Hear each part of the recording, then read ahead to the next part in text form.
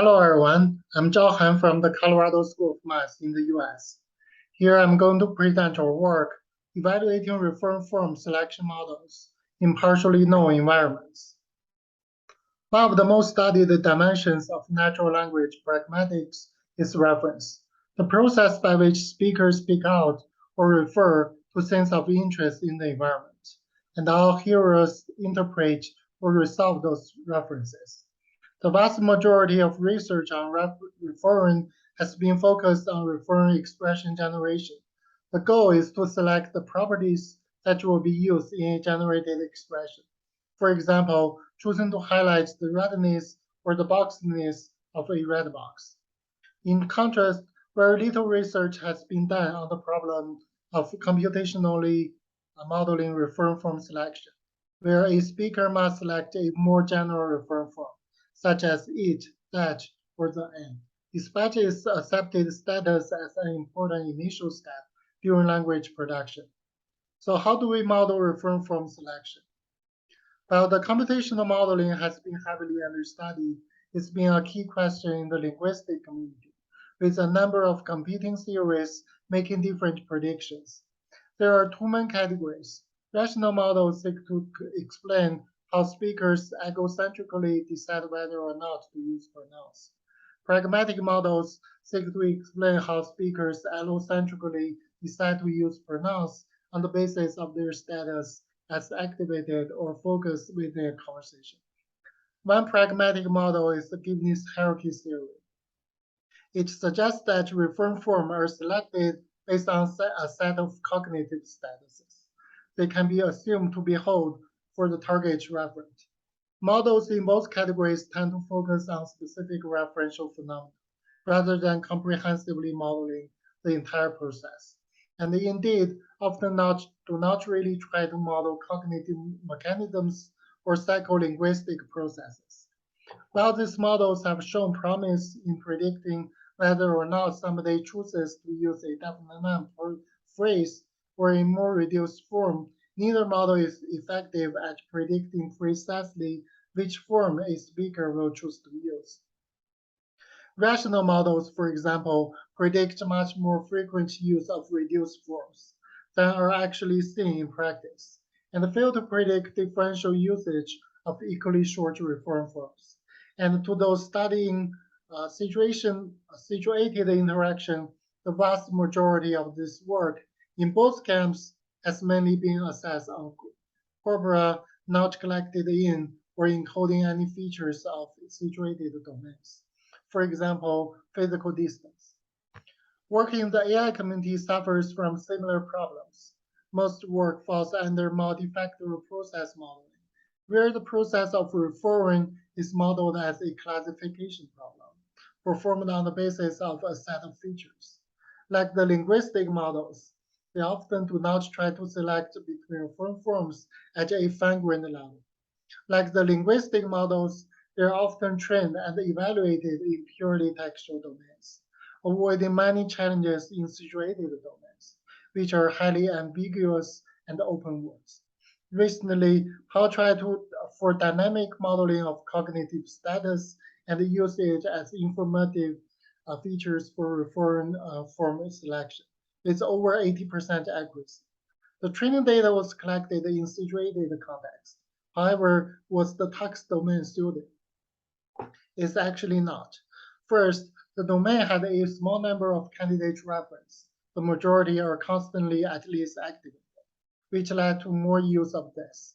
Secondly, all objects are easily uniquely identifiable, leading to over-reliance on proper nouns. Third, all objects are always visible. This is likely to exacerbate those challenges. It's also likely to preclude the need for indefinite descriptions. In this work, we proposed a new task environment addressing those shortcomings and collected a new corpus of referral expressions. With the new corpus, we reassessed the performance of pause selection model. We designed a dyadic interaction task where pairs participants perform 4 tower construction tasks in 4 separated quadrants. It's meant to create a partially observable environment where participants can observe objects in their current quadrant, but not the other quadrants. Each building has 19 blocks.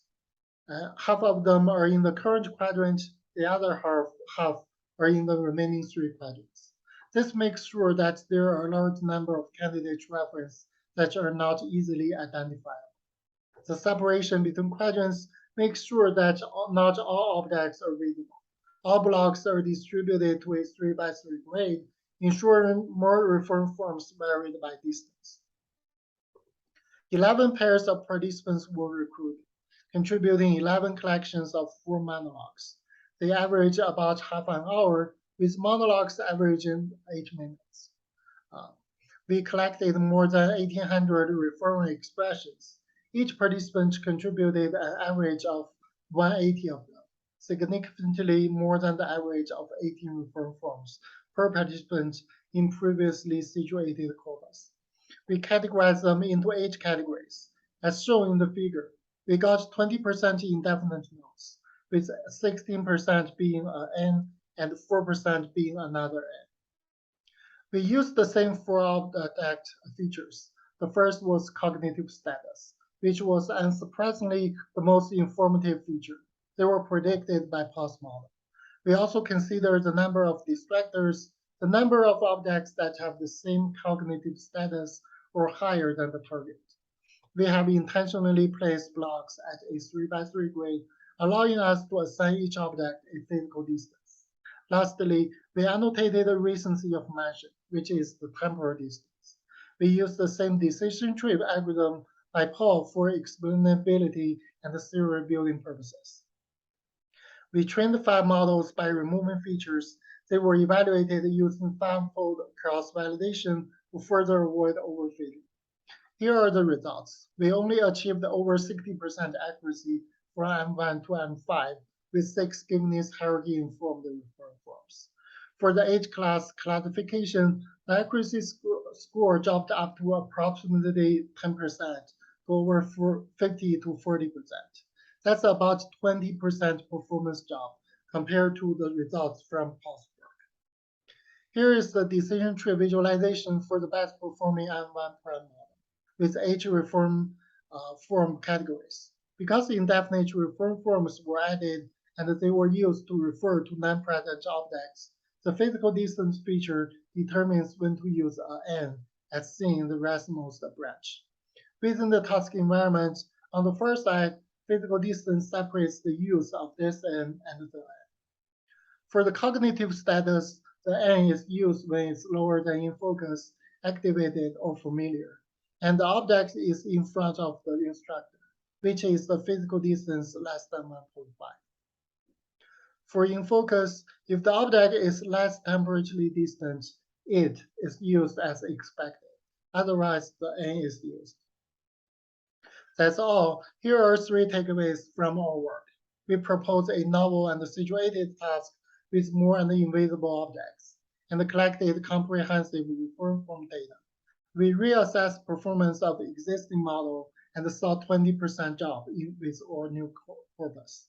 The performance drop showed that more non-uniquely identifiable repeated invisible objects are useful to evaluate reform form selection models. Thank you so much for watching.